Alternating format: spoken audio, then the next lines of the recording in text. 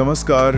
आज हम एक बहुत ही जाने पहचाने पर फिर भी थोड़े उलझाने वाले एहसास पर बात कर रहे हैं। डिजिटल दुनिया में हम जुड़े तो हैं, पर अक्सर अकेले होते हैं। हमारे पास जो सामग्री है उसका शीर्षक है जुड़े पर अकेले, असली जुड़ाव कैसे पाएं। तो ये समझने की कोशिश है कि स्क्रीन से तो कनेक्शन है, पर क्या दिल से भी है। चलिए इस पर थोड़ी गहराई से बात करते हैं। हाँ बिल्कुल, ये विरोधाभास मतलब आज के समय का एक बड़ा सवाल है ना।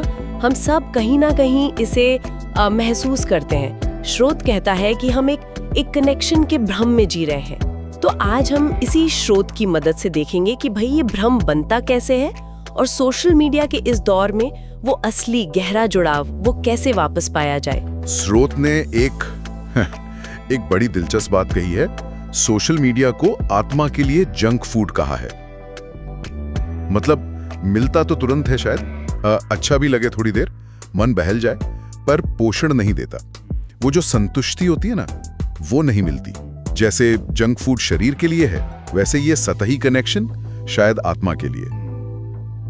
हम अपनी जिंदगी की अच्छी अच्छी तस्वीरें तो दिखाते हैं, पर क्या हम अपनी उलझने, अपनी कमजोरियां वो साझा कर पाते हैं? बिल्कुल।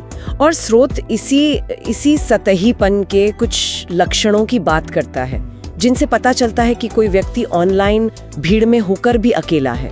जैसे घंटों तक बस स्क्रॉल करते रहना बिना किसी मतलब के, और बाद में एकदम खाली महसूस करना।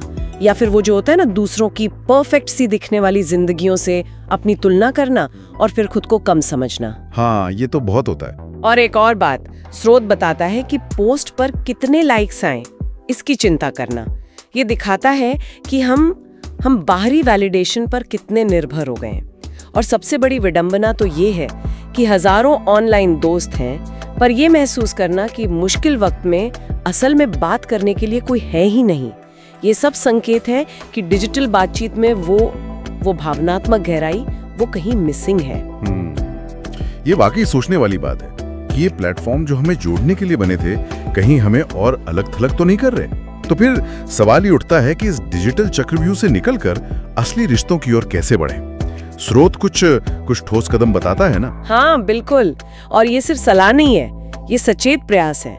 जैसे पहला कदम है वो जो हम करते हैं ना, बेवजह स्क्रीन पर उंगलियां फिराना, निष्क्रिय स्क्रोलिंग, उसे कम करना।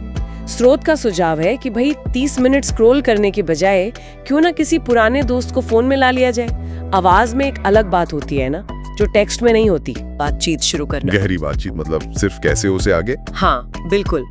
स्रोत कहता है कि पूछें, आजकल तुम्हारे मन में क्या चल रहा है, या तुम असल में कैसा महसूस कर रहे हो। ये दिखाता है कि आप सिर्फ औपचारिकता नहीं कर रहे हैं, आप सच में परवाह करते हैं।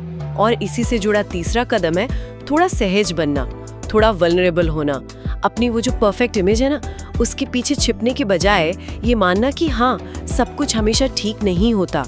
स्रोत कहता है कि यही ईमानदारी, यही चीज गहरे रिश्ते बनाती है।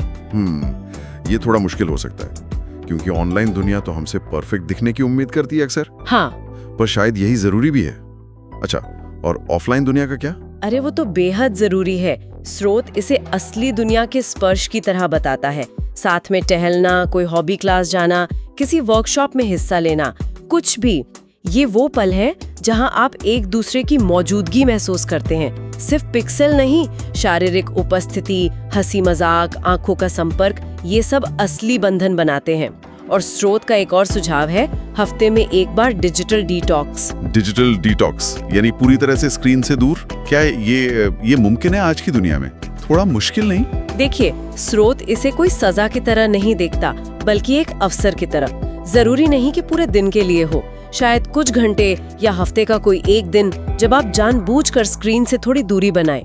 ये आपको सोचने का मौका देता है, आपकी प्राथमिकताएं क्या हैं, और ऑनलाइन दुनिया के शोर से थोड़ी शांति मिलती है। ये एक तरह से अपने मानसिक स्वास्थ्य में निवेश है। तो इसका मतलब ये नहीं कि सोशल मीडिया को पूरी तरह छोड़ देना ही हल है। नहीं, बिल्कुल नहीं। स्रोत ये साफ कहता है, सोशल मीडिया अपने आप में दुश्मन नहीं है, ये सिर्फ एक जरिया है, एक टूल है। चुनौती है इसे समझदारी से, सचेत रूप से इस्तेमाल करने की। हमें ये याद रखना होगा कि लाइक्स प्यार का पैमाना नहीं है, फॉलोअर्स सच्चे दोस्त नहीं होते और हर नोटिफिकेशन का मतलब ये नहीं कि हम महत्वपूर्ण हैं। ये सब मैट्रिक्स हैं, असली भावनाएं या रिश्ते नहीं। स्रोत आगाह करता है कि इन मैट्रिक्स के जाल में ना फंसे। ये बहुत बहुत महत्वपूर्ण बात है, असली और आभासी के बीच का फर्क समझना। स्रोत का जो अंतिम विचार है ना, वो भी इसी से जुड़ा है और मुझे वो बहुत पसंद आया कि सच्चा जुड़ाव तब शुरू होता है जब हम अपनी स्क्रीन से नजरें उठाकर एक दूसरे की आंखों में देखते हैं। बिल्कुल, ये हमें मानवीय जुड़ाव की जो बुनियादी जरूरत है उसकी याद दिलाता है। और इसी सोच के साथ हम श्रोताओं के लिए एक सवाल छोड़ जाते हैं जिस पर वे विचार कर सकते हैं कि क्या हमारी ऑनलाइन आदतें हमारे वास्तविक दुनिया के रिश्तों को सच में पोषित कर रही हैं या अनजाने में उन्हें कमजोर बना रहे हैं। इस सवाल का जवाब शायद हम सबको अपनी डिजिटल जिंदगी को बेहतर बनाने में मदद करे।